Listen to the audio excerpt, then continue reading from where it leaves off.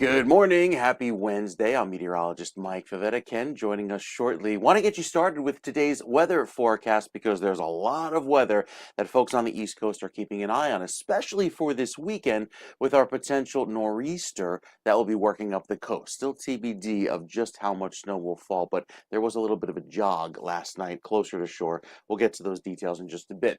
First, have to make it through this extreme cold, and all of that cold showing up on the satellite picture. Those are not clouds you see behind me. That is the cold air being picked up by the infrared sensor. These, however, are clouds that are working their way in across the Pacific Northwest, dumping heavy amounts of snow and rain there to the Cascades, that working its way across northern sections of California over the next 2 days. So this week there will be persistent rain and showers there. Our forecast from the rest of the country features, well, all that cold that lingers. And in fact, it comes with a dangerous wind chill that goes into at least the next 2 days because the coldest part of the week happens to be on Friday. Even tomorrow morning, Thursday morning, you see all of these temperatures that make it feel like it's below zero with that purple going right down to the coast here in New Jersey, even the panhandle of Florida. It'll feel below 32 degrees. That is some serious cold, almost right down to Houston. Now take it into Friday, and the cold extends even further south as that polar vortex, stratospheric polar vortex there up over Canada makes its way down to the south and east and works even deeper south. So you see again another round of cold extending into the Gulf states, and then here in New Jersey we have all of that purple showing the below zero wind chill right through the day on Friday. I think Saturday sees a little bit of a warm up, but then we turn our attention to what may be our next winter storm as it develops offshore and works up the East Coast. So again, it's going to be a very cold next few days with that dry northwesterly breeze and the extreme cold with temperatures that make it feel like it's down in the single digits, even below zero at times. All good at the area airports, recovering well after so many delays and cancellations. So no weather delays, at least, at the airports right up and down the East Coast from Boston to DC. We're looking good there. But as far as tracking the cold, you can just see where the jet stream is positioned, pushing in all of that air, driving it down from Canada, and delivering that cold weather into the next several days, including parts of central and even southwestern Florida. That's the weird part.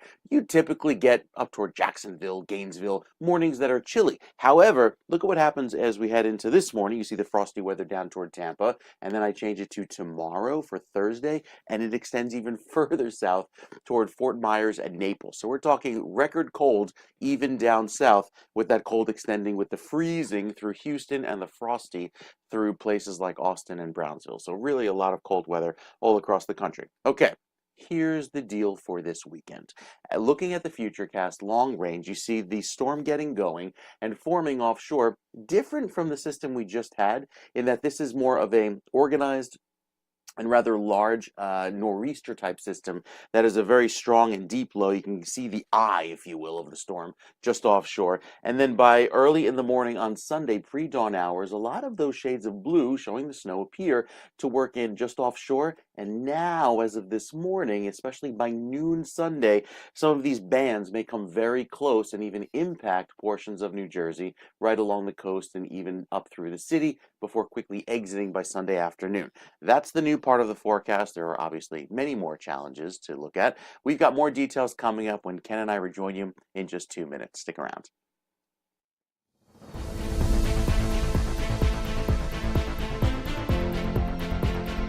Play it like the New York Sirens. Live in the spotlight.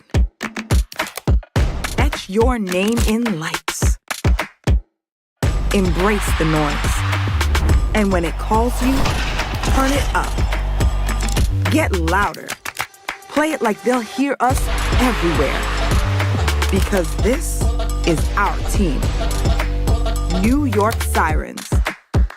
Play it big.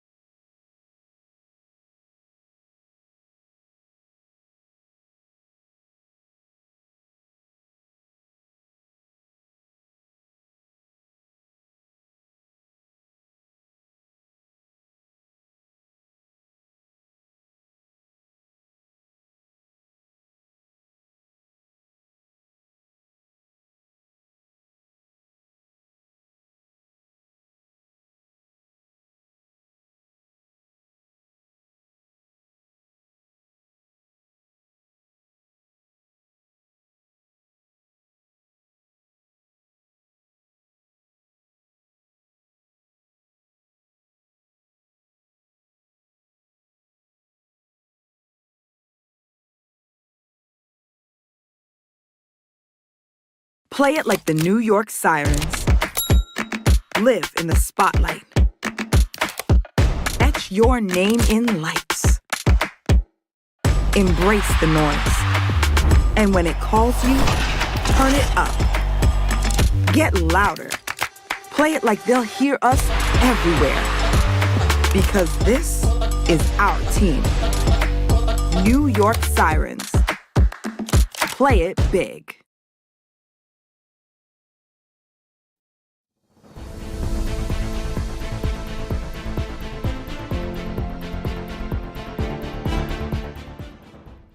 A very good day. Welcome back to Mornings with Ken Rosato for your Wednesday, live in New Jersey and New York and also in Los Angeles. Forgive me if I sound echoey and why I haven't appeared in this broadcast. We are having massive technical glitches we try to fix, but the good news is meteorologist Mike Favetta is the man who could say we'd like to check in with him just see something different. Look. This weather is brought to you by Audio Nova, your hearing experts, serving all of New Jersey with 13 locations.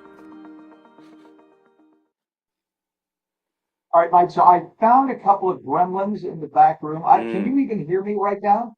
Do I sound like I I'm mean, on a- you sound like you're on Verizon, Ken.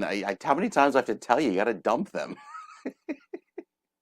This is actually I am on I'm on FiOS to you guys. This is a technical problem. You know, the computer apparently took some kind of an update on the overnight. You know Oh, that's yeah. the sign of death. I So know. now it's not I know. recognizing half of the equipment. If people could see how much equipment we have right here, it's I not could recognizing imagine. half of the stuff. I'm plugging it in. It's Yes, like, of course. don't know what that is. So that means the Right. drivers need to be updated. But it would be nice if, you know, before the auto update, you knew that.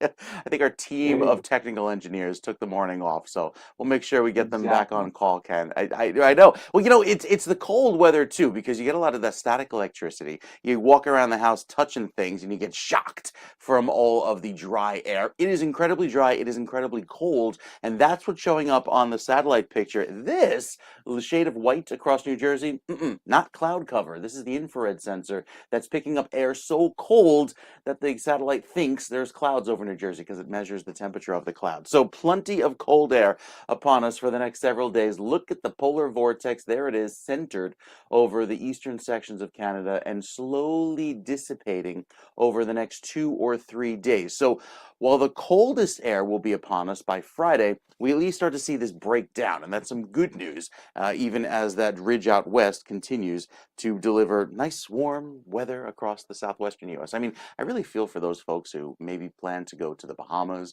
or down to Florida this week because it's chilly there, frosty in some parts of western Florida, down towards, say, southwest Florida by Fort Myers and Tampa. You're waking up with frost this morning. So as that extreme cold continues across throughout the Northeast, we will see that cold likely through the next few days as the warmer weather only gets warmer out toward places like Vegas and Los Angeles and San Diego.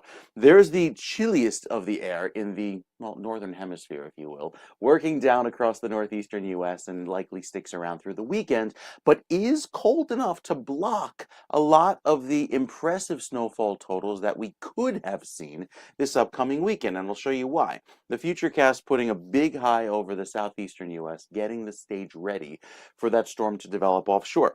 As the storm for this weekend works its way up the coast, notice how it stays far enough away that it doesn't give us these biblical proportions of snow, but it does strengthen rapidly, and those bands could come through, delivering several inches to certain parts of New Jersey as the storm pulls away and works its way eastward or northeast over the next several days. So we'll take you through hour by hour, kind of show you here beyond that into the rest of the weekend.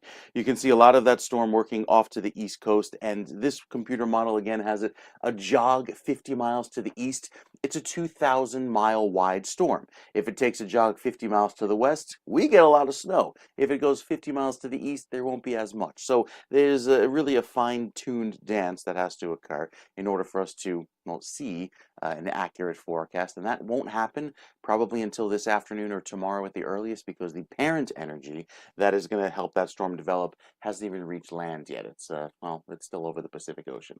Once that gets going for Sunday, it's kind of a similar timeline. It happens late Saturday night, snows through the day on Sunday for some parts of New Jersey. Not everybody at this point may see snow, and then works its way eastward.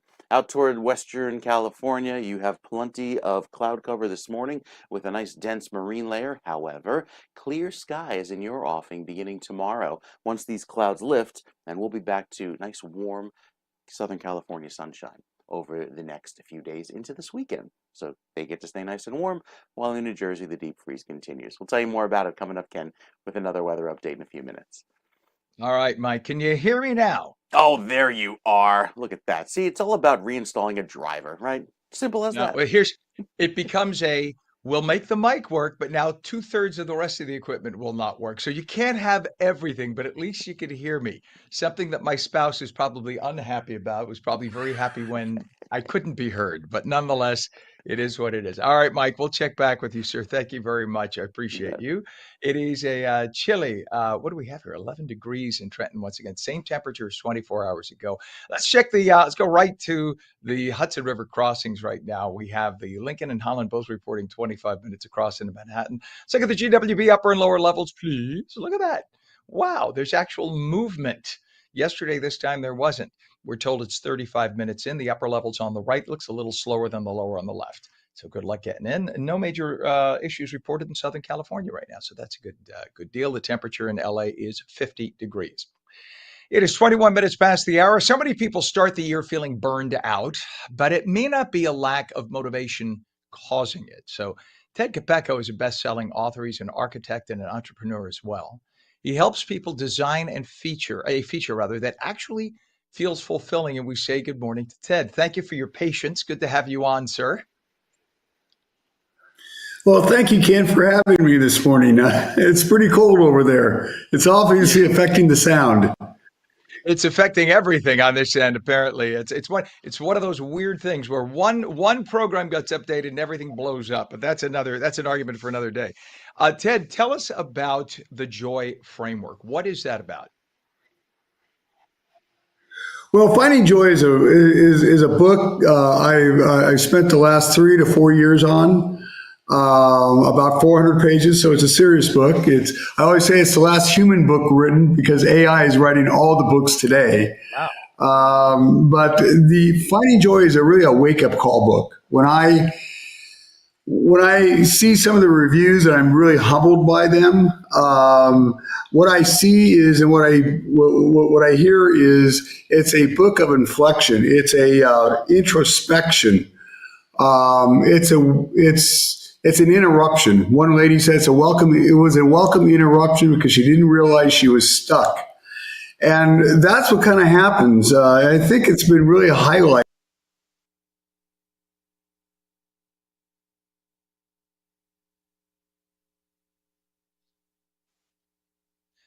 See, the gremlins are still out there. We got to get Ted reconnected. It's not just me, it's the gremlins. All right. So Ted, and this is fascinating. Ted's 400-page book. We'll let Pam try to get Ted back on here. Ted's 400-page book talks about how we look at the issues in life and we get joy. I think we got Ted back. See, Ted, it's not just me. It's the gremlins. I'm telling you, it's the gremlins affecting all of us. I think it's the Chinese. Let's blame the Chinese, Ted. All right, we go back to Ted. So you were talking, this is a 400-page book. That is a serious work. How long did it take you to write that and research it? Yeah, that was about 4 years in the making. Wow, that is serious. Now, you say that mindset matters. So what do you mean by mindset mattering? Well, at the end of the day, I think if we go back one more step and look at how we got where we're at, people at a certain age always ask, how did time fly so fast? Where did we get to? How did we get to this point? And it all really starts at mindset, what we were told when we were young, how that sculptured us into the lives that we are today. And the book really asks the question, can we change that projection? Can we create a new purpose in our life? Can we increase the value of our time so we can enjoy more freedom in our life? So And finding joy is really the journey of you, JOY, the acronym. now we say that money, of course, isn't everything, but money is essential to get to do things. I mean, we have to eat, we have to dress ourselves, right? We have to have a roof over our heads. And you talk about time being money. How can people how can people balance the importance of making money and yet having that joy in our lives? Well, the joy really comes from the purpose we find ourselves. In other words, we all, and I think we're all in the same boat when it comes to this. We grow up, we get a job, we get married, we have a partner, we start on life. That apartment becomes a house payment. You have 4 dogs and a couple kids, and pretty soon you're in debt and you're working your life away. And retirement looks like a blue vest at Walmart. Yeah. So what Joy tries to do is tries to let the reader stop for a second, allows us to look at our lives in a different perspective to see if this is the purpose we want to drive the rest of our life with. In other words, is this where we want to go to?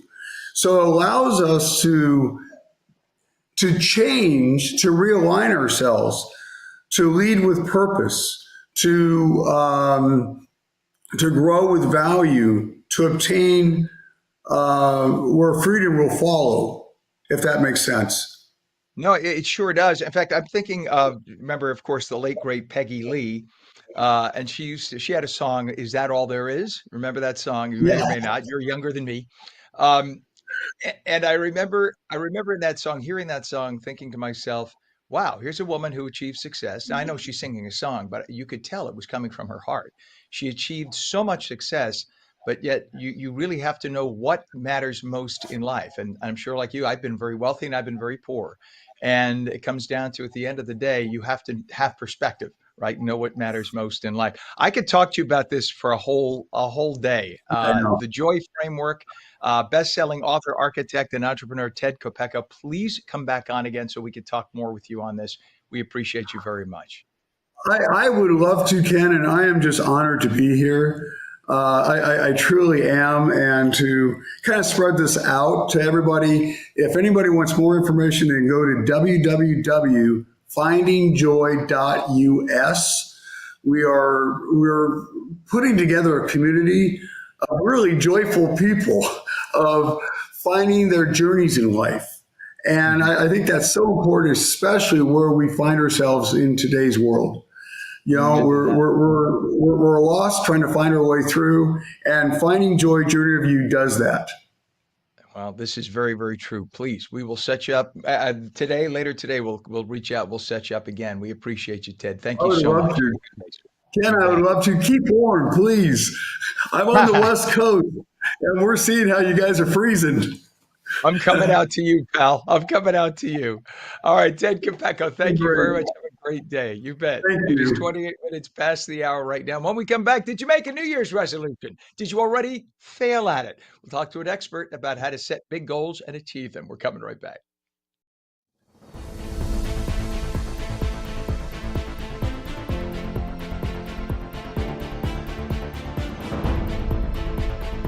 Play it like the New York Sirens. Live in the spotlight. Etch your name in lights. Embrace the noise. And when it calls you, turn it up. Get louder. Play it like they'll hear us everywhere. Because this is our team. New York Sirens. Play it big.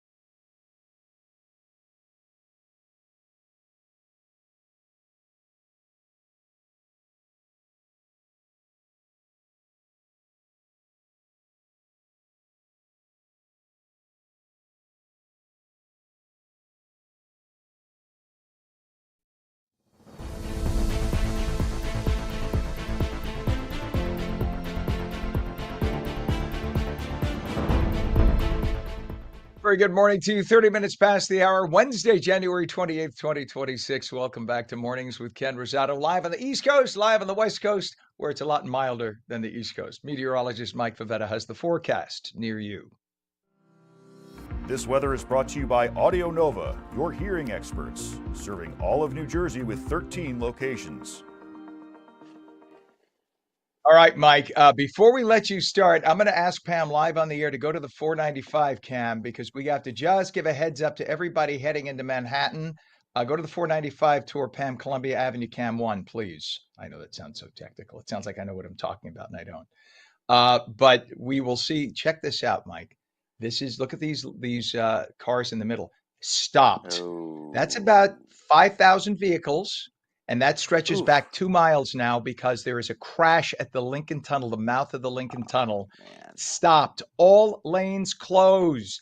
Do not take the Lincoln Tunnel under any circumstances. You will be stuck there all morning. So go to the Holland, go to the GWB, no matter what the traffic is there. This is going to be a mess. So you're looking at that's 495 there, those middle lanes in Weehawken, headed right into the helix, and that has not moved for about 15 minutes. Again, that is due to a crash at the Lincoln Tunnel. Don't know how serious that crash is, but nonetheless, all lanes are closed. Mm-hmm. Thank you, Pam. And those Pam is poor so fast folks with in her fingers. Hoboken that have to deal with the gridlock because everybody trying to get off. Right. Exactly. Right. They're all going to go down Mhm. the local JFK Mhm. Boulevard and whatnot, trying to get around. And it's not going to help because once they get to the mouth of the tunnel, I can't go in. So Hoboken's got to be a mess now. And Weehawken, that's got to be a mess. Anyway, good morning. Well, people in for the California rest of saying us, they got traffic, they got cold. Just come to La La Land. It's great here. I once worked with an anchor from California, and she's like, North Bergen? Is that how you say it? North Bergen? I'm like, no. We Like were Ron colonized by the Dutch, Burgundy. not the French. Not the French. The Dutch took over here. So everything is a hard G. So, here we go this morning, Ken. We're dealing with a little bit of snow on our doorstep again for Sunday morning. I want to show you the latest futurecast because overnight, the weather models took another jog west. And this is typical when a lot of the steering currents tend to shift and the big blocking high that was originally forecast to keep the storm well offshore is breaking down. Meaning that by 10 a.m. on Sunday, there's a good likelihood of seeing some snow down the shore and working its way up the parkway, maybe briefly into portions of central and northern New Jersey. Again, I think northwestern New Jersey still may stay dry, but it's a very thin line as to who sees the snow and who doesn't. As far as by Sunday afternoon, it's probably going to be tricky, especially with a lot of the snow falling quite heavily. Remember, this is a different type storm that is a slow-moving system, but a much more powerful one in that it's the type that kind of develops the eye offshore, gives us a lot of wind, might even hear some thunder snow in parts of New Jersey. That's the kind of storm, one of the classic ones that are towering through the atmosphere as it gains a lot of its energy as it moves on by. Then it's all gone by Monday, but still likely have the residual effects. And the cold, Ken, the cold doesn't quit. It stays chilly even going into the middle of next week. We have the clouds around in southwestern California this morning, enjoying the clear sky from the last few days, giving way to a nice marine layer today. But that clear sky comes back tomorrow with nice mild weather. And then, oh yes, the record cold that extends all the way down to portions of Brownsville, Texas, basically right there on the Mexican border. Houston included in that record cold, and of course, us here in the Northeast. We have our record cold mornings ahead. We'll give you more details coming up with what you can expect this weekend and beyond in just a few minutes, Ken. All right. Thank you, Mike. It is 11 degrees right now in Trenton. It's 13 degrees northern New Jersey and 10 degrees in Vineland. It is chilly on the East Coast. West Coast, California right now, 50 degrees, 735 east, 435 west. We look at traffic. Again, let's go back to that camera, JFK, excuse me. We're going back to, this is near the JFK Expressway, which is off to the right. That is the entry to the Lincoln Tunnel that approaches it. Now, we got a little movement there. They might be trying to get people into one of the side tunnels, but the middle tunnel has a crash for the Lincoln Tunnel. For those that aren't aware, there are 3 tubes of the Lincoln. The Lincoln Tunnel is not one tunnel, it's 3. In the morning, they have the tube on the left that takes people out of Manhattan back into New Jersey, which is where this is. And then you have 2 tubes on the right, 1 lane dedicated just to buses. So you have 3 lanes for literally tens of thousands of cars. And 2 of those lanes are now closed. So everybody's got to jam over to 1 lane. That's causing the mess you see right now. That's going to cause probably, it's going to cost you about an hour and 15, hour and 20 to get into Manhattan by the Lincoln right now. So try to avoid it. Other issues before we get to the other Hudson River crossings, Atlantic City Expressway right now, we have road treatment both directions because of severe icing there. Now this is great. What they're telling us now, what it is a disabled bus and operational activities that was causing that. So the disabled bus is blocking all lanes until 10 a.m. So do not go near the Lincoln Tunnel all morning. They're saying now, they just gave us an update. 10 a.m. is when the Lincoln Tunnel is going to have the bus gone. So just avoid. I used to take it every day. Just don't go near the Lincoln Tunnel. If you're on the turnpike, go either up to the GWB or down to the Holland. Do not go to the Lincoln Tunnel. There's a water main break on Route 27 right now. That is causing an absolute mess. Oh, let's see. They just updated that too. Sorry, folks. And that is by Woodbridge Township. All lanes are closed. We also find out that the airport terminals, if you're headed to get out of town, at all three major airports, the terminals are between the parking 95 to 100% capacity. So don't drive to any of the airports unless you have a parking reservation. Now let's take a look at the GWB upper and lower levels, 8095 approach bumper to bumper. It's going to cost you about 45 minutes in, but it is a hell of a lot better. As I say, hell of a lot better than the Lincoln Tunnel, which is going to cost you an hour and 20 at least. Actually, more than that. It's going to be about 10 o'clock before you can get in. Wow. Did you get all that? California? Ain't got nothing right now to report. So it's only, of course, 4:37 in the morning, but that's the place to be. All right, 37 minutes past. Did you make a New Year's resolution? Maybe your New Year's resolution was to get the hell out of New York. Did you already fail at it?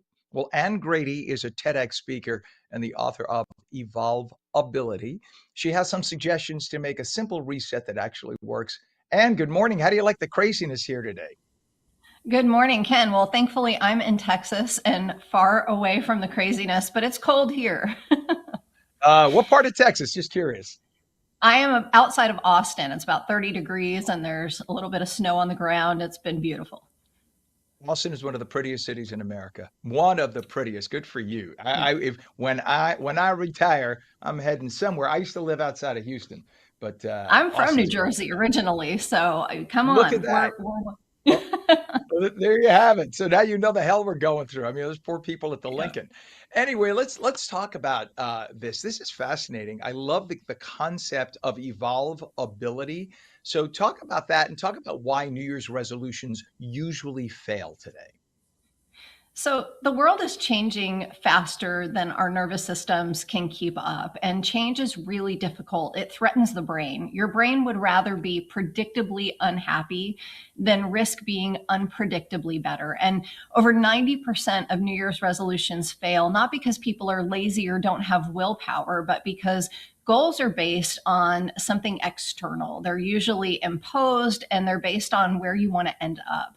Values are the way you determine how you want to show up along the way. So let's say your goal is to lose 5 pounds. That's fine. But if you do it at the expense of your happiness and your friends and your health, is it really worth it? So values give you a deeper meaning to find out what's really most important, and then basing your choices on that. Which choice reflects where you ultimately want to be? Interesting. And you talk about a values audit. What's a values audit?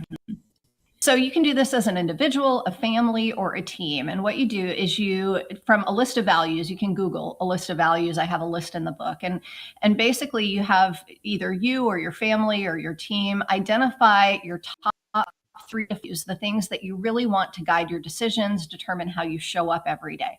So let's say your value is respect. Okay. The next step is defining what behaviors reflect that, because values without behaviors behind them are just motivational posters. It's fine to say you value integrity. It sounds noble, but what does that really mean? So for example, let's say respect is your family value. What behaviors reflect that? Now, when my son was little, who has some special needs, it was, hands and feet to yourself. The dog is off limits. Pants must stay on, the basics. As a family, it might be how you talk to each other. when you're tired and hungry and cranky, not just when everything is okay. And when you agree on these shared values, you have clear expectations. Everyone knows what's expected of them. And then it doesn't become about, just achieving the outcome. It's how you showed up along the journey to get to that outcome. Well, how does a values first approach then help people deal with change? Because if you set those boundaries, those rules, et cetera, the goals, the values, um, does that limit you at times? Will it limit you in terms of making changes if you kind of set that framework, or is it necessary to set the framework first? I think it's quite opposite. So your values, you live by your values every day. You just might not even realize it. And when we make choices that happen when we're stressed or under pressure or tired, we usually default to fear or urgency or convenience. They're not exactly ingredients for growth. So your values, when everything around you is changing and chaotic, identifying what's most important and then allowing that to guide your choices keeps you grounded. It allows you from losing yourself. I've got a child with intense special needs, and it was very chaotic, very traumatizing, very difficult. And we didn't know what to do at times. But when we decided that our value was family and defined what that looked like, it made even hard choices not easier, but more clear. Values don't take away pain and difficulty, but they give it a purpose. Gotcha. Hey, and only because we're up against a hard break, what is a website so people can get this and get more information? Sure. It's annegradygroup.com/evolve. And there's an evolvability index there if you want to find out how adaptable you are right now. I love it. It's called Evolvability. Author Anne Grady. Thank you for joining us this morning. Hello from New Jersey. Thanks for having me, Ken. Always a pleasure. Thank you. 43 minutes past the hour. Have you heard about naked dressing? We're going to talk about it when we come back.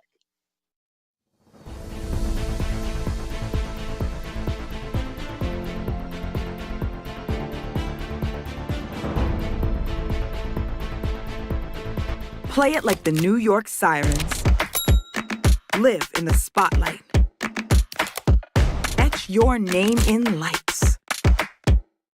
Embrace the noise. And when it calls you, turn it up. Get louder. Play it like they'll hear us everywhere. Because this is our team. New York Sirens. Play it big.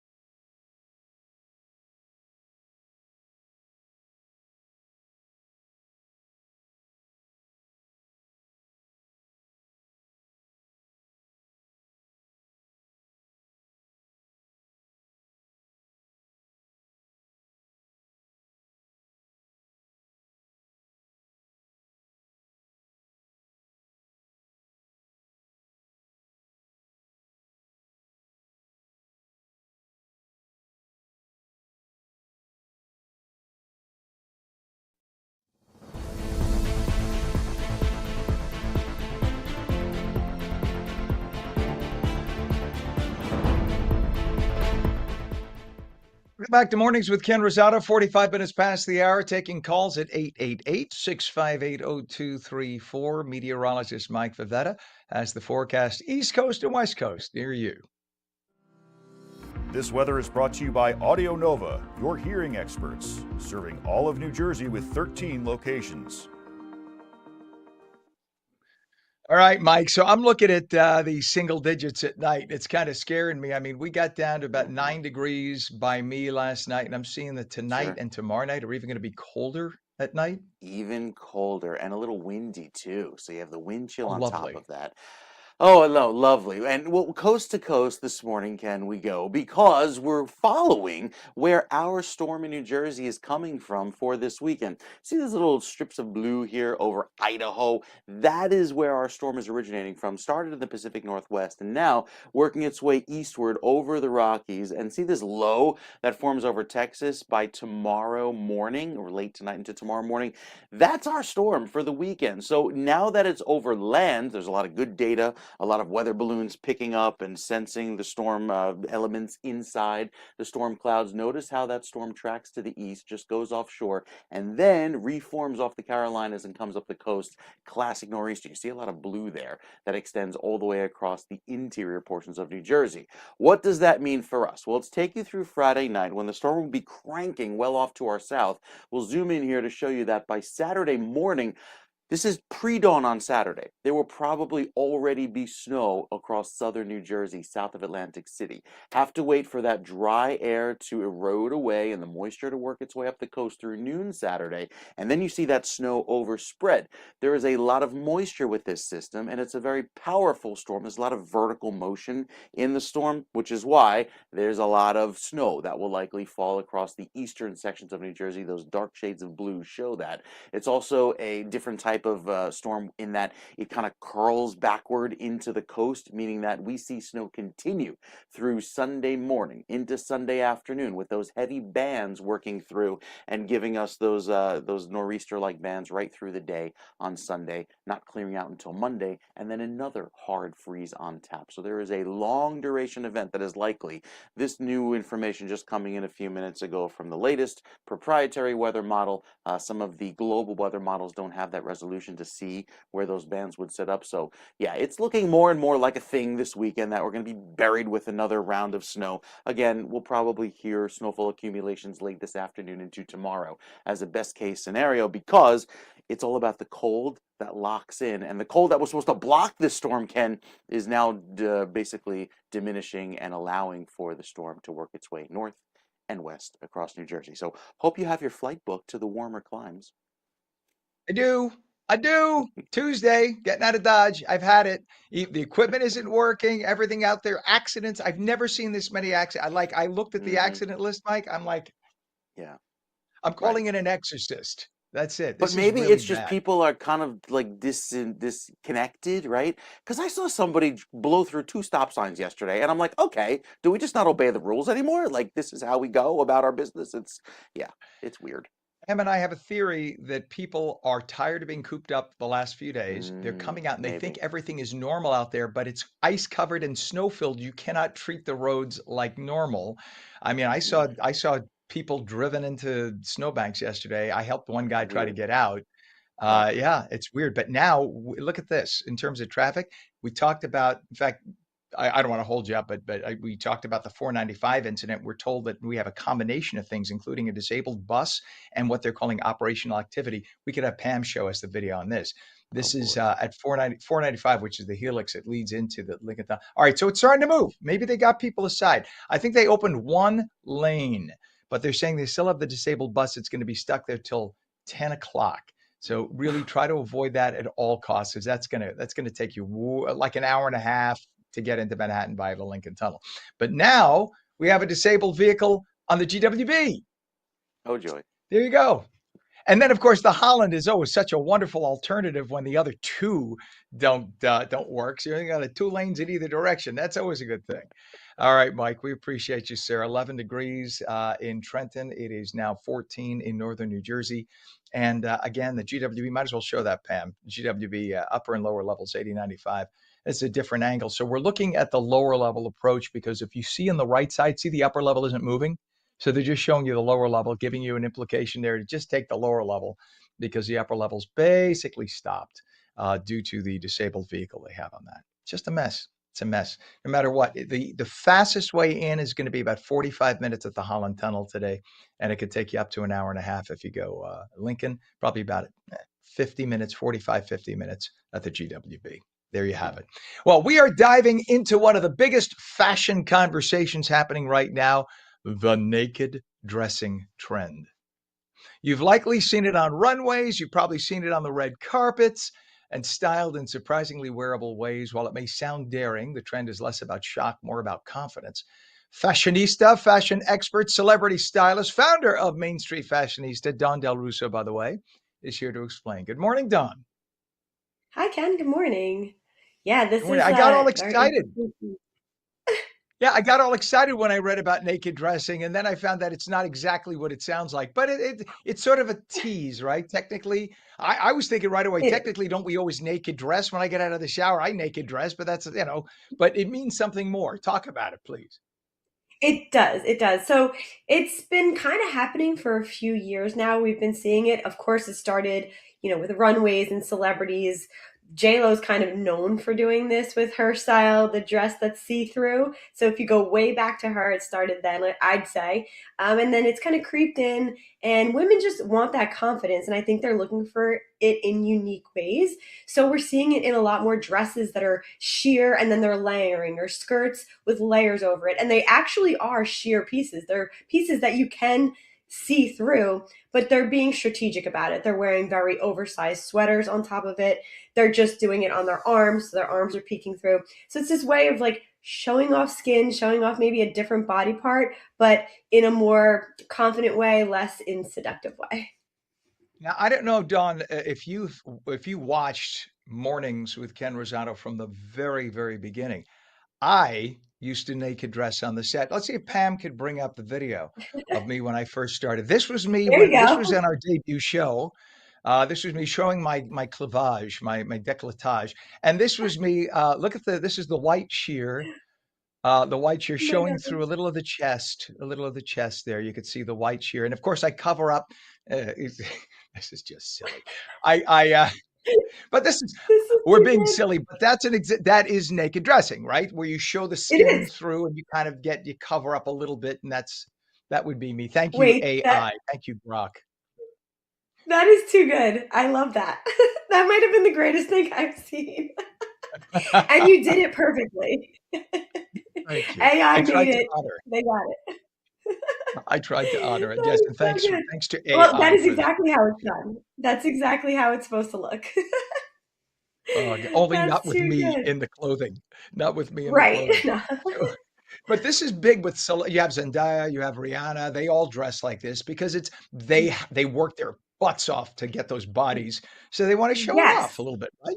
Exactly. We saw just like a few weeks ago, we were talking about the Golden Globes. Jennifer Lawrence had a dress that everyone was talking about. It was see Mhm. through, but it's like in not see through in a way where you really see anything. So it's this illusion that, oh my gosh, she's wearing a naked dress, but you really can't see anything through it. They're wearing layers underneath it. They're wearing nude tones, so it's colors that are matching the skin. So as much as you think that you can see through it, you don't see so much. Now, of course, there are celebrities that are choosing to do something that is a little bit more see-through, and you can Mhm. see things peeking through. But overall, on the streets, day to day, especially here in New York, we're seeing it done in a more, if you want to say, modest way of naked dressing. That's how we're seeing it. I remember back in, I want to say the 90s, if I'm correct. I think it was Cher who came out during one of the award shows, and she was wearing just like sparkles covering her nipples. Yeah. And yeah, and it was like, okay. Now, again, God bless her. I want to say she was in her 50s, whatever, and she was all right. She looked amazing. She's amazing, but she still looks amazing. But that was, I guess, that was the entree into naked dressing. She was one of the first. Yeah, I really think that that's how a lot of these trends that are a little bit outrageous tend to start with the celebrity who's doing it, and then someone says, maybe I could give it a try. I think if you are looking to do it and you are spotting these, you're into the trends, you're into fashion, you're seeing it, and you're saying, how could I work this into my wardrobe? A lot of brands are making tops that are all lace and throwing a sweater, maybe a short sleeve sweater, that vest that you're kind of saying, what could I wear this with? Put the lace piece underneath it, put the sheer piece underneath it. Look for cutout dresses if you're going to something a little bit more dressed up, if you're going to a wedding or you're going to a fun event. This is a time to try out those trends, to wear those trends, because you can do it in a way that it looks like you're testing out the way it looks and feeling it out, but you're not overdoing it. You're not showing too much. And then again, if you wanted to do it as a day-to-day thing, I think depending on where you live, if you're living in an area like us in New York, these trends kind of don't stand out too much. We're not shocked. It's not too unusual to see it. But if you do want to do it, try it in maybe, like I said, a longer length skirt with a heavy knit sweater over it, where it kind of covers you, and the sweater is more of the main piece of it, and the sheer peeks through. That's so you could do that. You could, right? You wear something that kind of Yeah, catches the eye, and then people then see you have a shawl or something over it that doesn't show all exactly. of what God gave you, but it's enough to Yeah. catch the attention and to say, "Hey, I worked my butt off. I'm proud of what I just did." Maybe it'll encourage somebody else who's seeing it, right? So it's about Yeah, balance exactly. then in styling naked elements, pairing the sheer pieces with the structure and the heavier fabrics, and that way you make the Exactly. statement without being a whore. Exactly, exactly. I think doing things like this, we always see stuff pop up, and like you hear naked dressing, and it's like, oh, wow, what are you talking about, type of thing. And then when we really look deeper into it, there's more to it. There's ways that you can do it that is a little bit more subtle. I like playing with trends. I think that's a really fun part of fashion, and you can do it in so many different ways. I've even seen it in, this is funny, but like in accessories, and Chanel just showed a sheer bag. So the bag was actually like a fabric that was somewhat see-through. So you can do something like that. If you're hesitant and you're saying to yourself, like, there's no way I could do this. Socks, I've seen sheer socks. So women are doing the socks where you see just the top and they're a little bit more sheer. Sheer gloves, if you want to do something like that. So really play with it. Don't feel like you need to do this trend in such a bold way. You can do it in a little bit more subtle way too.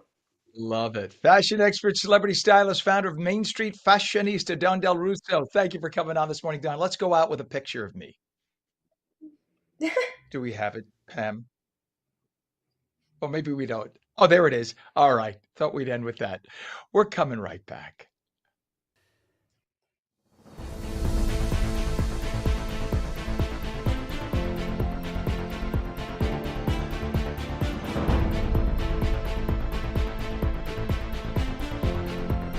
Play it like the New York Sirens.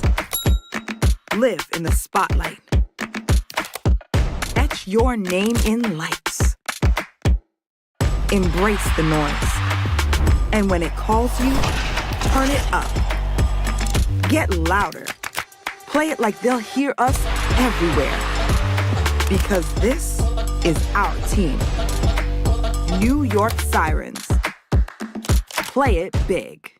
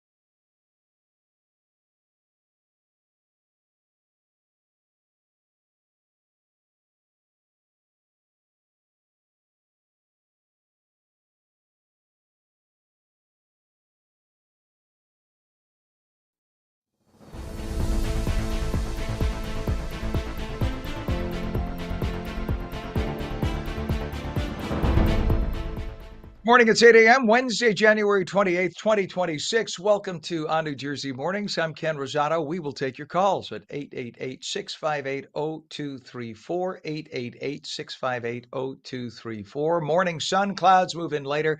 Maybe a flurry or two, highs in the mid-20s, another bitter cold night tonight. Meteorologist Mike Favetta has the full Garden State forecast. This weather is brought to you by Audio Nova, your hearing experts, serving all of New Jersey with 13 locations. Mike, how do you like the fact that you can't unsee me as a naked dresser? Oh boy. I mean, it was a fun segment, right? Although I think you'd want extra layers with this kind of cold weather. Yeah. You know, got to head Yeah, I'd to probably give it warmer 40. climates. Yeah, even places like Texas, you were mentioning how cold it is with frost on the ground outside Austin, frost this morning in southwestern Florida, and just Arctic air on top of us here in New Jersey. 0 at your actual air temperature up in Sussex, 3 above over in Flemington, and 12 in Trenton. Feels like 5 in Newark, 1 in Morristown, and -1 in Long Branch, -8 in Toms River. You get the coldest spot thanks to all of that wind. A little bit of a breeze out of the west at 25 miles per hour just makes an incredibly cold wind chill. So as we head into this afternoon, we're probably not going to see much more warm up, even though there's more sun today. Temperatures hold in the 20s just like they did yesterday. It was weird driving around and looking at the car thermometer at 2 o'clock in the afternoon and seeing, 17, 18 degrees as the temperature. Well, today, maybe we get up to 20 or 21 over at the clinic locations here at the Audio Nova offices in New Jersey. So cold, even right down toward Homedale and Freehold. If you have an appointment today, you're going to be bundling up. Now, with the futurecast pointing to even colder starts in the mornings ahead, look what happens by this afternoon as temperatures dive down into the single digits as soon as 6 p.m. We start off tomorrow morning, negative territory, -1 and -2 over in Morristown and Sussex, and then by the afternoon, hold in the teens. So again, tomorrow probably won't leave the teens. It gets even colder by Friday morning as the core of the Arctic air works in. -6 in Morristown, -4 in Sussex, and single digits down the shore. Highs again, only the mid-teens. The impressive part is how the dodge to the north and west that the Futurecast took overnight, showing that there will likely be some snow falling across New Jersey by Sunday afternoon, maybe even as soon as Sunday morning, that is, with all of the heavy bands working their way onshore. This is the global computer model, which took a little bit of a jog west overnight. Some of the higher resolution proprietary weather modeling following that trend and keeping the cold air to the north, allowing for some of that moisture to work up, giving us an accumulating snow late Saturday into Sunday. So same timing, but a different intensity than this past weekend storm. We'll explain that and why that's important for snowfall totals, Ken. That's coming up in our next weather update. All right. Thank you very much, sir. Appreciate you. It is 11 degrees, pretty much up and down New Jersey. Oh, it just went to 12 in Trenton. I lied. It just went to 12 in Trenton, but it's still 11 in northern New Jersey. It is now 11 degrees in Vineland and 11 degrees in Cape May. So Trenton gets the gold star today. They're up to 12 degrees. Woo, it's get on the air conditioning for that. We are looking at a lot of traffic still. Now, we can show the 495 cam if you don't mind, Pam. We had all lanes closed earlier. You could see that it's still rather slow moving into the helix. You notice there is no dedicated bus lane right now. Usually you have one of the westbound lanes becomes a dedicated bus lane. Apparently there's a disabled bus in that lane once you make your way around into the approach to the tunnel. They're still reporting, it says all lanes blocked. I don't think that's the case because you could see motion going into the helix. But what they probably have is the dedicated bus lane shut down, which is why you're seeing some buses on the main lanes. Bottom line is the Lincoln Tunnel is still going to cost you a lot of time getting in, so just be aware of that. Holland Tunnel now, a lot of people shifted to the Holland to avoid the mess at the Lincoln, so now the Holland is reporting 40 to 45 minutes in. GWB, they have a disabled vehicle on that lower level. So if we look at the GWB cam now, you'll see the lower level is quite heavy. In fact, the upper level doesn't look, the upper level in the upper right there, that looks worse than the lower. Good Lord. Although you see those few lanes are not moving at all in the lower level too. So it's just a mess all the way around. That's going to cost you 45 to 50 getting in. Other things to talk about. We have a crash on 287 southbound north of exit 26, Mount Airy Road in Burnage Township. Left lane is blocked there. Also, we have an issue, pardon me, on I-95. Of course, they're refreshing right now. Oh, sorry, folks, about that. Let's see. Did they just take it? I think, yeah, they just pulled it off. So All right, never mind what I was about to say about I-95. There's something on Corbin Street in Newark. It looks like there is a disabled tractor trailer at Tyler Street, 2 left lanes blocked there. And we have an issue at all of the airports, but especially JFK. All their major parking lots are now at 100% capacity. So if you're headed to JFK, you're going to fly out of town using like an international flight at JFK. You better have a reserved parking space because their lots don't have anything available right now. So make sure you know that before you head out, or else you're going to show up and be SOL. And we have a disabled vehicle now on the Turnpike local lanes, northbound south of exit 72, Route 9W in Englewood with the center lane blocked. There is just a lot going on, folks. Right now, again, Hudson River crossings, the best is going to be about 35 minutes. Slowest is going to be closer to an hour. It is what it is. It is now 8:06. The National Park Service has been instructed to remove or revise interpretive signs and exhibits on climate change, Native American history, slavery, and other topics. Basically, left-wing liberal bullshit. All the woke crap that they added in the last 5 years under Biden, including that. That looks like it's temporary. No, the Biden lefties put what looks like stick-up notes to try to show that history was rewritten by those evil right-wingers. So they literally made it look like it was an art exhibit. They're assholes is what they are. The left is assholes. So all of that, the caution tape, that's permanent. That's in California outside of San Francisco. Of course it is. And that is all now to be taken down in the national parks throughout the country. But that's specifically San Francisco, the asshole left-wing radicals there. And this is all stemming from a Trump administration directive to get away from wokeness and a push to align park materials with shared national values. Look, I show up at a national park. I'm a taxpayer. I don't want to have your left-wing woke crap shoved up my ass. Just let me go and enjoy the park. Okay? I don't have to have little kids say that we were evil to Native Americans. Because you know what? Native Americans were evil to each other. Native Americans were also evil to the people who were here before them. And there were people before the Native Americans that we know today. Because we found corpses on Native American lands of people who genetically are not Native American. So it is what it is. People do this through history. But the white man, the European, has to be the one who is treated as the evil one. Because we did the most damage, right? No. The more Africans enslaved Africans than white people did throughout history by millions. Critics argue these actions amount to censorship and historical whitewashing that undermines the educational mission of the Park Service. No, the mission of the Park Service is not to indoctrinate you left-wing assholes. It is to show the beauty of America. Of course, they never said a word when the politically left signs were put up without any concern of opposing opinions. They did what they wanted to do. You didn't hear it in the media. Nobody complained. The left is always allowed to do whatever they want, and they get away with it because the media is complicit. The left is all about not offering pushback when they put their crap up, but when the right says just take that away, they call it censorship. No, we're just getting back to where it was 5 years ago. Was it censorship then? In an era of smartphones, if people want to look up their left-wing history, they could do it on their own. They don't need sticky note signs to shove a leftist political agenda up our backsides. A new survey finds 29% of Americans plan to procrastinate filing their 2025 tax returns. 22% don't feel prepared to file their taxes at all this year. 60% say filing taxes is stressful. Duh. A number don't even know what the filing deadline is. Where were you raised? For the record, the deadline is April 15th, but in an era of Google, how do you not know this? The best stat, 1 in 5 Americans plan on using AI tools to prepare their taxes.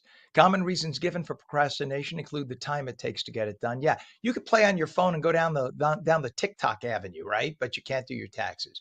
And of course, a lot of people fear owing money. Well, one way to find out.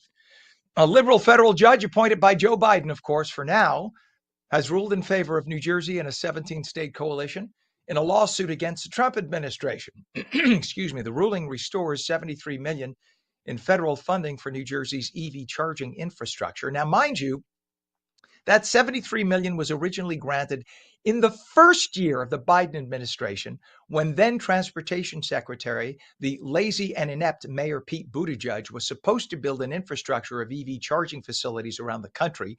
Buttigieg was handed $7.5 billion to build the national infrastructure. And after 4 years of serving under Joe Biden, do you know how many facilities got built? Zero.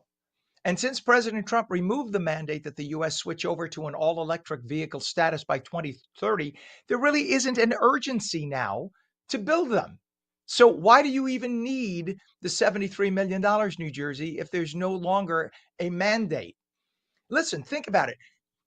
Would your federal tax dollars go to building gas stations? No, they're privately owned, right? So why should they build electric vehicle gas stations, charging stations? Private industry can go ahead and build all the EV charging stations they want. You're going to pay for it. So why is it that the government, your taxes have to build this infrastructure? Let private companies, Tesla built their own. They didn't get anything from the government for it. The Turnpike Authority for New Jersey, they built EV charging facilities along the turnpike. They did it with state tax money, not federal. So why must the federal government step in and be duplicitous and do the same? Just more leftist bullshit. Waste of your money. And by the way, if you have Horizon New Jersey health insurance and you use CVS Pharmacy for your prescriptions, you may have to pay full price for your scripts. As of April 30th, CVS pharmacies will be out of network for the health insurer. The change will impact hundreds of thousands of New Jersey residents enrolled in the program. Patients can transfer prescriptions to other in-network pharmacies or use prescription discount services if they want to save money. And what a mess in Edison. We reported on this yesterday. A major water main break forced the closure of Route 1 in both directions. Traffic was quite heavily disrupted, with detours causing big delays. Emergency repair crews worked all day and night, but it could take days to get things back to normal. And do you have snowman building skills? Totowa, Little Falls, and Woodland Park are hosting snowman building contests for folks in the area. Build a snowman. Do you want to build a snowman? Submit the photo. You could win a prize. The contests are being organized by local recreation departments and community groups. No age restriction. If you'd like to enter, go to the Facebook page for Woodland Park. Plus, you can use My Woodland Park app, or in Little Falls, check the Little Falls Biz Facebook group. A New Jersey lottery player won a $12.3 million Pick Six jackpot during the snowstorm. The winning ticket sold in Ocean County Saturday night. That is my new best friend. They chose the cash option of 5.6 mil. It is a chilly 12 degrees now at 8:13, and we're coming back on New Jersey Mornings in 2 minutes.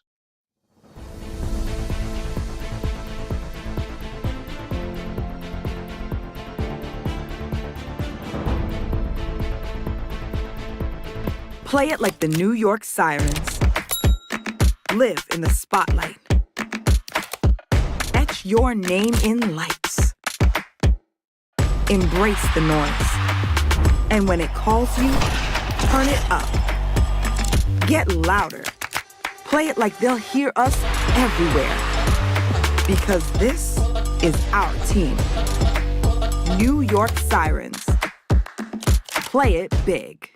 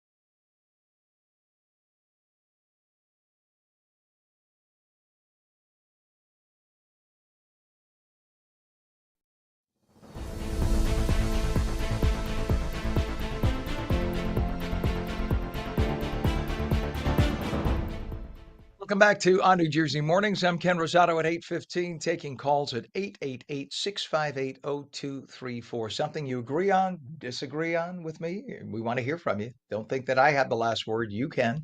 888-658-0234. Morning sun, clouds move in later, maybe a few flurries or snow showers, highs mid-20s, and another bitter cold night tonight, down to about 5. Meteorologist Mike Favetta has the full Garden State forecast.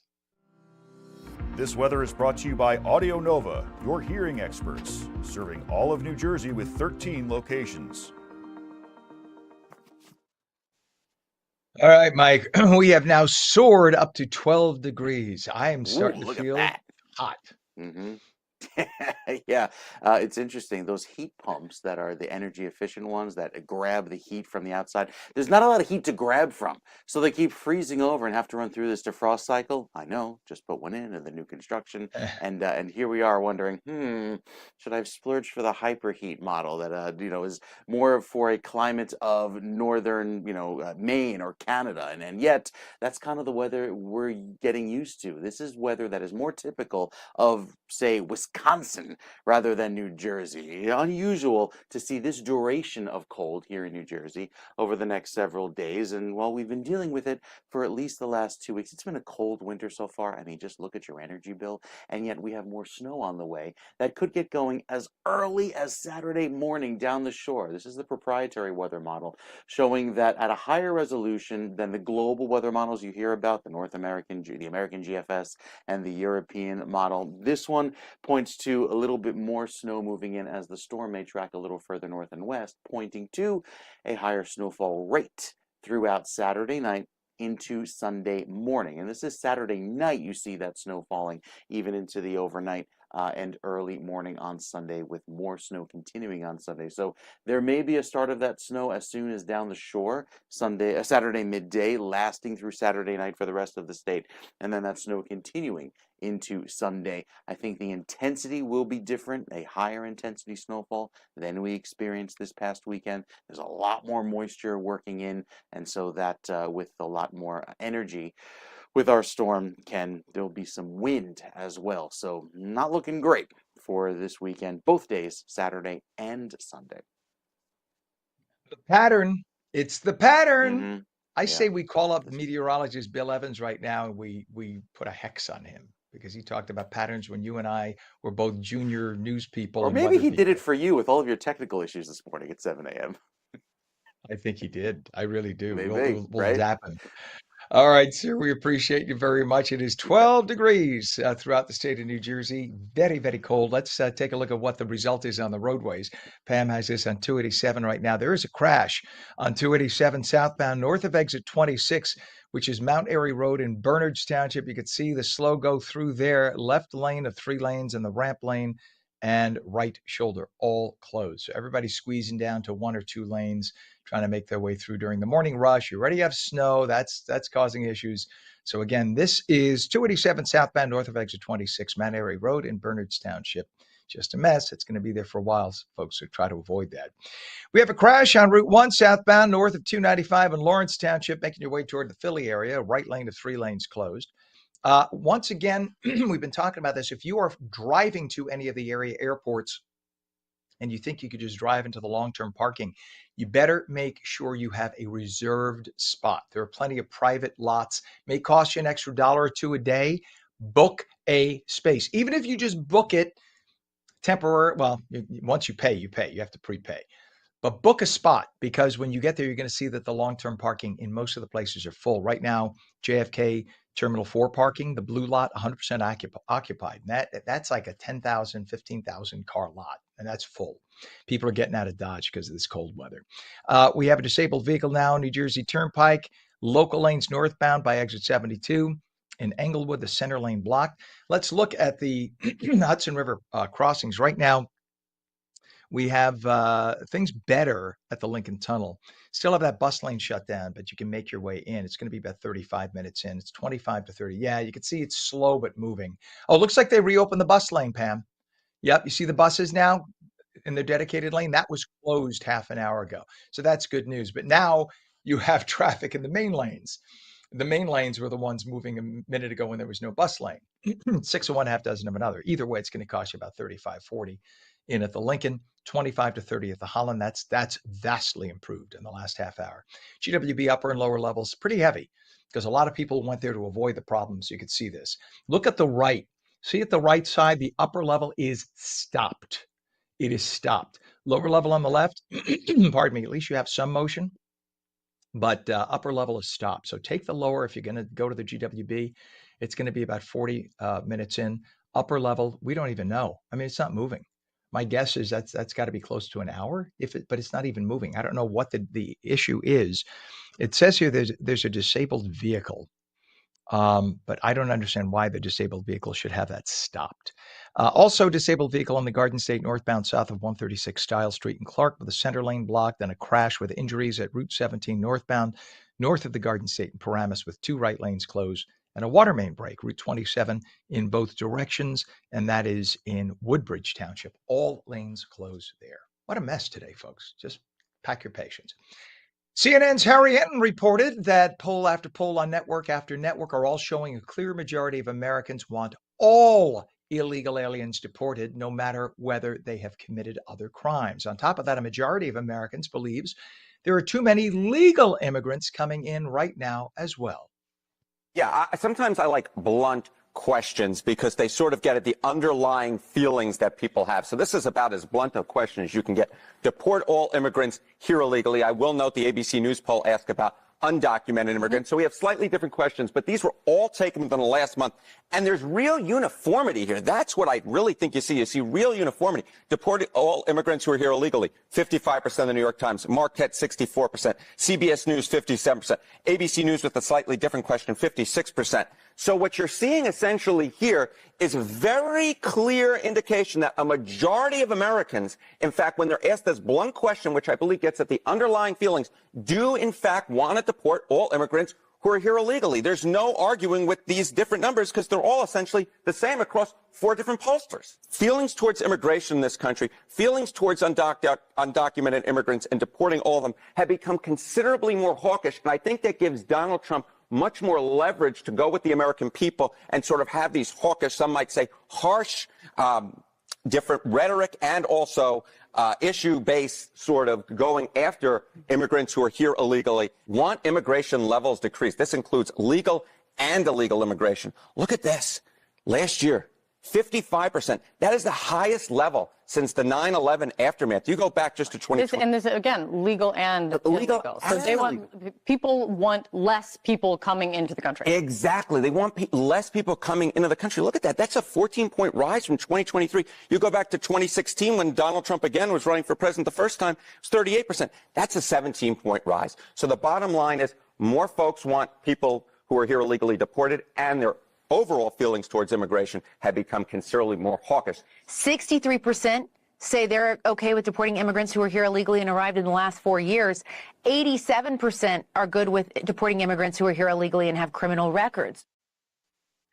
Again, that is CNN. CNN reporting this. This isn't Fox News. This isn't Newsmax. This is CNN reporting this. And the amazing thing is the mainstream, quote unquote, the liberal networks, they have resisted reporting on their own polls because it doesn't fit their narrative. But you have to understand this is the pulse of the American people. This is what they voted for. This does not say that Americans don't want immigration. They do. But in order to have people integrate into American society, they want it with limits, which is what we've always had in this country. It's only under Biden 4 or 5 years ago that things started changing. We used to have 300 to 500,000 legal immigrants come in every year, and that was a wonderful thing. You became an American. Under Biden, it went to 2 million legal and 20 million illegal, and nobody integrated. People just showed up in their own neighborhood speaking their own language, and they didn't become Americans. They left whatever country they came from. They came here, and they just brought that country here. That's not the American dream, and it's not fair to them either. You want people coming here and succeeding and loving America and having a wonderful, successful life. We want that. We want all this is built on immigrants. We want that, but it's not the way to do it. And clearly, many on the left decided to do this to bring in as many voters as possible for them. And that is not for the benefit of the immigrant. 825 now. The Trump economy is absolutely on fire right now. New numbers showing the fourth quarter grew at an astounding 5.5%. Look at the facts of the economy. It is a booming economy. The latest report is almost 5.5% growth in the fourth quarter, which is an incredible number. We haven't seen that in recent memory. We've got gas prices down. Inflation is headed down to the 2% target. Median family income last year was up $2,500. Those are people in the exact middle, adjusted for inflation. I mean, I could go on with the positive elements of this. This follows a third quarter growth of 5.3%. Numbers like these haven't happened to the U.S. economy since the Reagan administration in the mid-1980s. It is 8:25, and President Trump said he had a very good call, his quote, with liberal Minnesota Governor Tim Walz, conservative and liberal. This happened Monday as tensions in Minneapolis flared following the shooting of Alex Pretty by a federal immigration officer Saturday. Chaos continued in Minnesota over the weekend, including agitators confronting law enforcement at a hotel Sunday evening. Federal officials say Pretty approached agents with a 9mm handgun and resisted disarmament, posing a threat to agents. The question is, were they justified in shooting him? The video will ultimately decide, but many are saying that they overreacted when they shot this nurse dead. Many are saying he never reached for his gun. The video is kind of tough to determine with that, but there is a full investigation. Governor Walz is asking for that. But Walz said he had a very productive call with President Trump. He wants an impartial investigation clearly into all of this. Trump announced Monday that he was deploying White House border czar Tom Homan to Minnesota instead of Bavona. Bavona's gone. He's going back to the border crossings in the Southwest. Homan will report directly to the president. And a man at a Minneapolis town hall hosted by leftist squad leader Congresswoman Ilhan Omar confronted her last night, allegedly sprayed her with some kind of substance before he got tackled by security. Omar had called for ICE to be abolished moments before the man lunged toward her. It's kind of scary. They tackled him, thankfully, but it was kind of weird because he looks weird, this guy. He's sitting there. He looks like he's about to pounce on her all along, and security kind of let it happen. Some have suggested this is not real, that it was fake, it was staged, because, of course, there's an investigation right now into where Ilhan Omar got her $30 million when she got to Congress 5 years ago with no money. We'll see what happens. But don't ever attack an elected official, ever, no matter left or right. When we come back, the Chinese Lunar New Year is quickly approaching. There will be a huge celebration at NJPAC. We'll explain.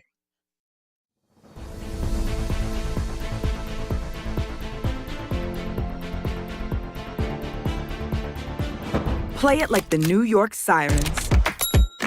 Live in the spotlight. Etch your name in lights. Embrace the noise. And when it calls you, turn it up. Get louder. Play it like they'll hear us everywhere. Because this is our team. New York Sirens. Play it big.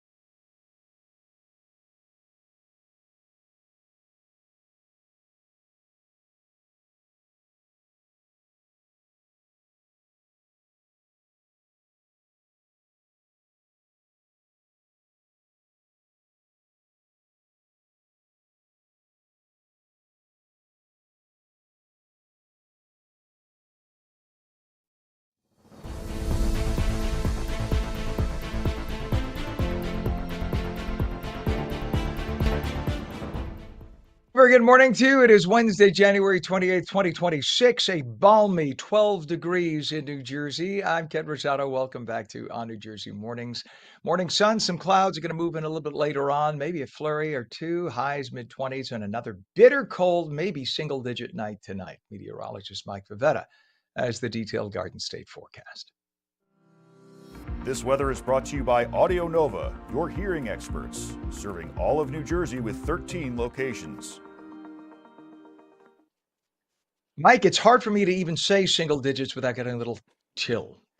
I do Little that. chill, yeah. It's the chill that just doesn't want to quit, Ken. It's so cold. Somebody gotta stop opening those York peppermint patties here across New Jersey because it just won't stop, right? Yeah, a little throwback to the 90s. Hey, we've got plenty of cold weather on tap right down the shore, even to the coast. Our air temperatures hold in the 20s as highs today. So even back over toward Hamilton, Glassboro, and the Philly suburbs there in Camden, 20 as your high. That is still far from the record. -4 is the record for today, but we have a chance, especially later on this week, Friday morning. I think we have the best chance of seeing some records go below zero. And with temperatures that remain this cold, the futurecast showing a lot of this storm that has yet to develop off across the middle of the country.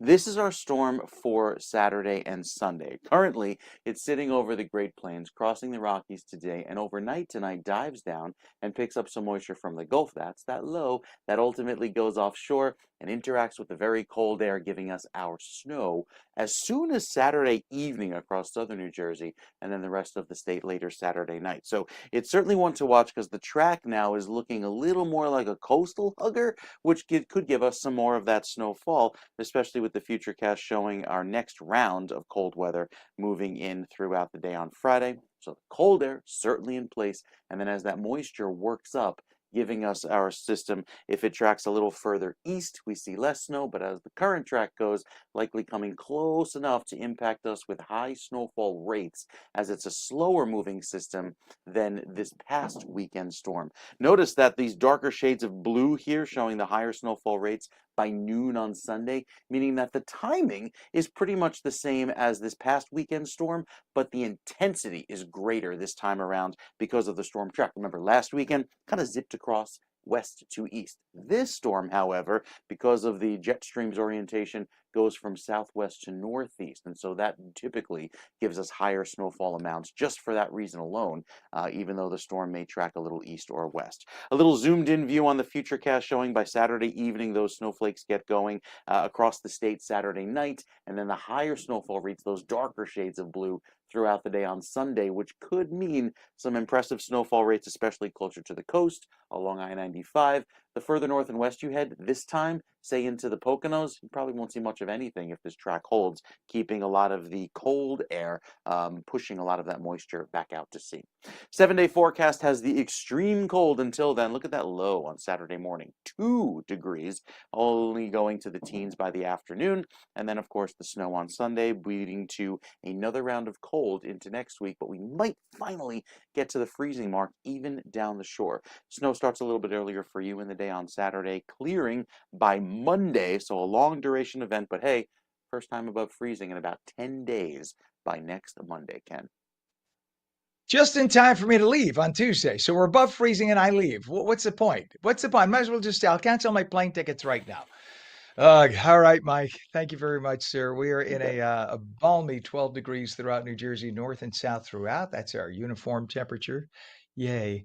Let's at least think about reversing it. Maybe if we think 21 degrees, it'll make us feel warmer. In terms of traffic, look at this, please. This is 1 and 9. We have a crash now, 1 and 9 southbound at McClellan Street in Newark. The right lane of the 2 lanes closed. That is not far from the airport, and that's causing a big problem right now. As you can see, the folks trying to get off by that. Just an absolute mess. We have a disabled tractor trailer on the Turnpike southbound entrance ramp at interchange 14 right now. That's causing about a 1.5 mile delay. We go over to 287, please, southbound north of exit 26, Mount Airy Road, Berners Township. This has been here for about an hour. Left lane, the ramp lane, and the right shoulder all closed. That's causing about a 2-mile backup on 287, making your way into Berners Township. We also have issues at JFK. Their main long-term parking lot is 100% full. So if you're driving to actually all 3 major airports in the region, make sure you have a reserved parking space, because you may show up, have a flight in 2 hours, can't find a place to park. So don't leave the house, please, until you have a reserved parking space, or else you may end up in having to ditch your car somewhere. You don't want to do that. We have a crash on Route 17 with injuries northbound north of the Garden State Parkway, Paramus, 2 right lanes closed. Water main break, Route 27, both directions by Green Street, Woodbridge, all lanes closed there. And we have, oh my gosh, there's so many things popping up here. Sorry, folks. I can go on and on and on, but I won't do that to you. We do have delays on the turnpike now, northbound exit ramp, Route 18. That's about a 2-mile delay as well.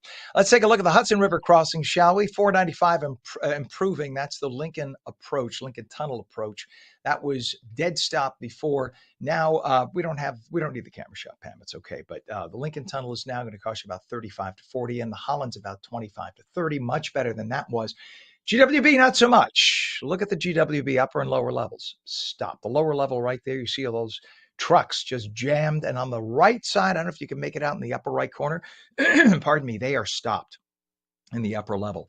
So the GWB is just a nightmare today. It's going to cost you about 50 minutes to get into Manhattan. All right, how about some good news? As we settle into the new year, communities across New Jersey are also getting ready to celebrate the Lunar New Year. Lunar New Year falls on February 17th, welcoming the Year of the Horse with music, movement, and tradition. I'm going to ask you to excuse me as I cough. Pardon me, little frog in the throat. Andy Chang is the executive director of the Nini Chen Dance Company, which returns to Newark for its annual Lunar New Year celebration at the beautiful New Jersey Performing Arts Center, NJPAC. The company's only New Jersey performances are going to be right here at NJPAC, February 14th and 15th, leading into the Lunar New Year. We say good morning to you, Andy. Good to have you on. Good morning, Ken. Good morning. Andy, I went online. I was looking at nice to have you on. I was looking at some of the performances of the dance troupe, and I guess this is named after a woman who's no longer with us, right?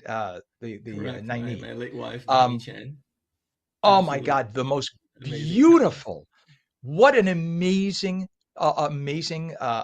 presentation this is. Tell us about the Lunar New Year. What does it represent for those people who don't realize? And what does the Year of the Horse represent? Well, as you know, there's a lot of Chinese people on this planet, and it is actually some would say that this is one of the largest celebration in the world because of that, and it is celebrated actually for a whole month, from 15 days before the Lunar New Year to 15 days after, and people are supposed to wear red and gather with friends and enjoy the company of each other and greet each other with festive and the greatest thing is that the children will receive money from adults. I love that. I love it. That's a good tradition. For good luck and good growth for the next year. Amen to that. And we have a huge Chinese population, Chinese Americans here in New Jersey, especially northern New Jersey. Englewood and that area is hugely huge Chinese population, and they've contributed so much to the richness of our culture in the United States to help build the country, and just it's beautiful to celebrate with the Chinese Americans who are here. So specifically, the Year of the Horse. What does the Year of the Horse signify? Yes, I also want to add that the Lunar New Year is celebrated across Asia. Not just the Chinese, but the Vietnamese, right. Thailand, and even the Philippines. There are lots of celebrations all across Asia for the Lunar New Year. Also, the Koreans, of course, is very big in Bergen County. The Year of the Horse really signifies a year of advancement. You were just talking about the stock market. As you can see, it's on fire.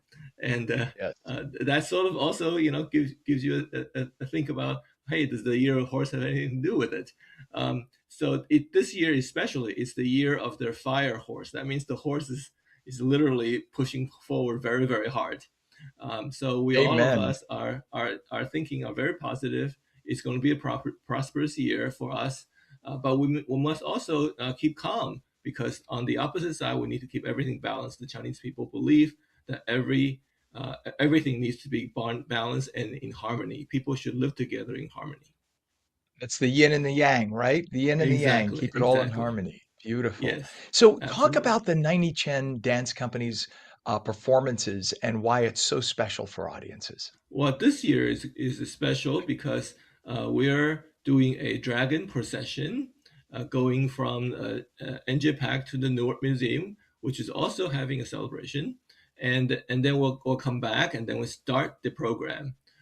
So that's the first thing is that there is a very large public. There's a good public display of the of the Lunar New Year in right in front of Engine Pack, open to the public. You can just come and join and watch. There'll be drummings and the dragon will be dancing all the way from Engine Pack to Newark.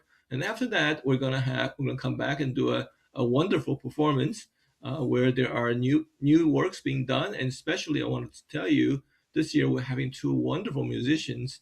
Two of the New Jersey's greatest Chinese musicians are coming to perform. One is a National Heritage Fellow, and another is a recent New Jersey Heritage Fellow named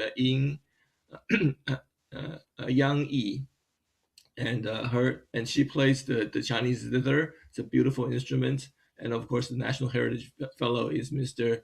Liang Xing Tang, who is playing the pipa. I love that. I love it. I love Chinese culture. I love Asian culture in general, Chinese culture specifically. Also love the foods. And you're also blending Portuguese folk dance, pardon me again, with contemporary Chinese movement. I guess because the Portuguese were in Macau, right? So they were part of Chinese history over Exactly, the years too. And there's a exactly. big Portuguese population here. So that's going to be beautiful. What's a website so people can get more information and get tickets? Well, it's you should go onto the NJ Pack website, which is njpack.org, and there will be a calendar there, and just click on, and you can find our perform, and you find other 90 Chin Dance Company performances on our website, which is nainichen.org. I love it. The 90 Chen Dance Company returning to Newark for its annual Lunar New Year celebration at the New Jersey Performing Arts Center, February 14th and 15th. Executive Director Andy Chang, thank you for coming on this morning. Happy New Year to you, sir. Thank you, Ken. You Happy. bet. Thank you. Appreciate it. It is 12 degrees at 8:43. When we come back now more than ever, young men need positive role models. We'll talk with the head of a New Jersey organization about that. We'll be right back.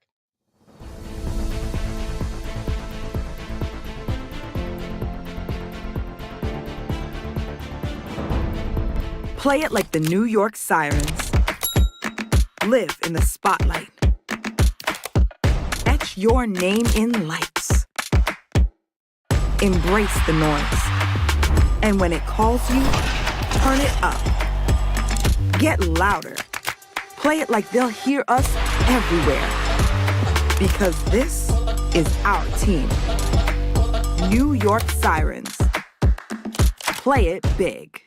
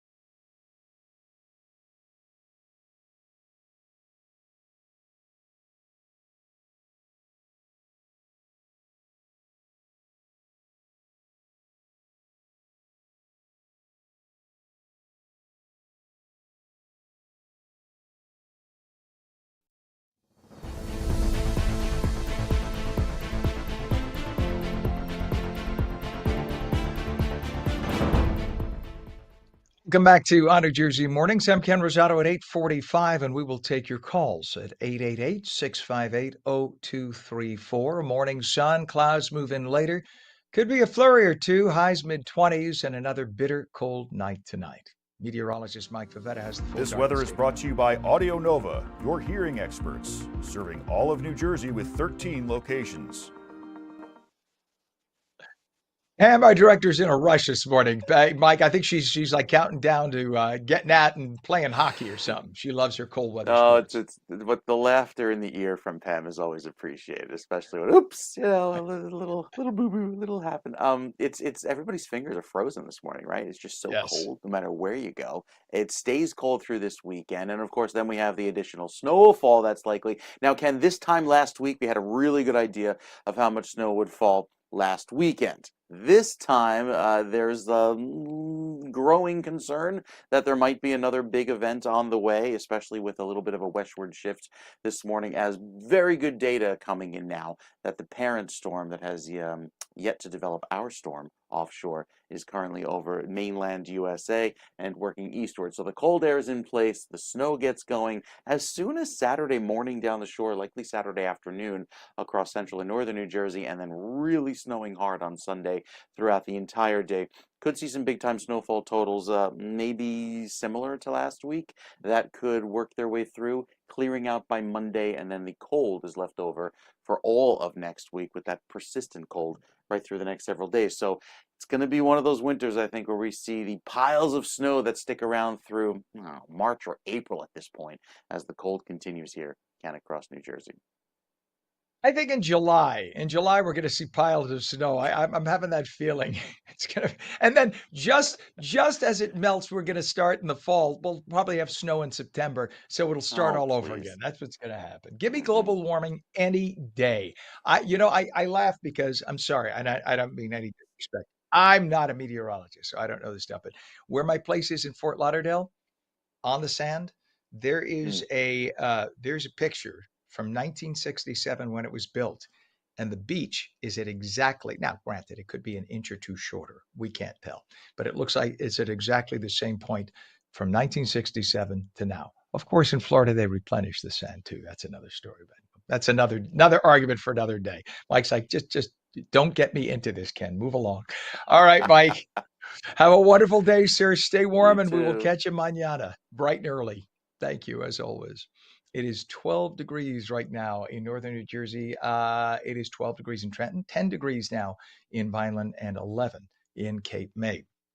In terms of traffic, Pam, if you could bring up 287 at Easton, please. 287 at Easton.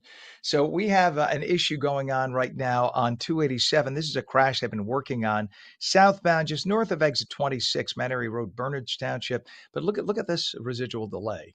This is a mess. So we've got miles of traffic now on 287. Just avoid it. Give yourselves lots of extra travel time if you're headed out. We have a crash on 109 southbound McClellan in Newark. Right lane is closed there. We showed you that a little while ago. That's causing massive problems. Route 1, we have a crash southbound north of 295 in Lawrence as you make your way down toward Philly. 2 right lanes of 5 lanes closed on that highway. And all the airport major parking, the long-term parking facilities are all 95 to 100% full. So if you are driving to any of the area airports, make sure you have a reserved parking space, or you may show up and not have a place to put your car. You don't want to miss your flight because of that. The Hudson River crossings right now, Lincoln and Holland are both down about 35 minutes. GWB, upper and lower, absolute mess. Take a look at this. So we have the lower level on the left. It's moving at about 3 to 5 miles an hour. You could see the upper level on the upper right there. It's kind of hard to see, but they're all stopped. They're not moving at all. So upper level is going to cost you 50 minutes in. Lower level is about 40 to 45. Just a mess. Okay. Young men and positive role models. One New Jersey organization, specifically Jersey City, is making sure they have them by focusing on mentorship, leadership, and violence prevention. Lewis Spears is the executive director of Kismet of Kings, a group working to support young men through positive male role models and consistent community mentorship. Lewis was also honored last year with the Russ Berry Making a Difference Award. And this year, that award is turning its focus to Gen Z changemakers. So we say good morning and welcome to Lewis. Hey, good morning, Ken. How are you? I'm great, my friend. I hope you're staying warm in this weather today. You're not too far from me. Man, all this reporting is giving me anxiety, man. No, no reason to be. I understand Pam, our director, was saying there was like the sun coming through the window on your face. I said, it's so cold out. Let the sun hit his face. It's dark. That just says it's God smiling on you. That's a good thing. Yeah, So talk, absolutely. right? Talk about the history of Kismet of Kings. What a great name for the organization, too.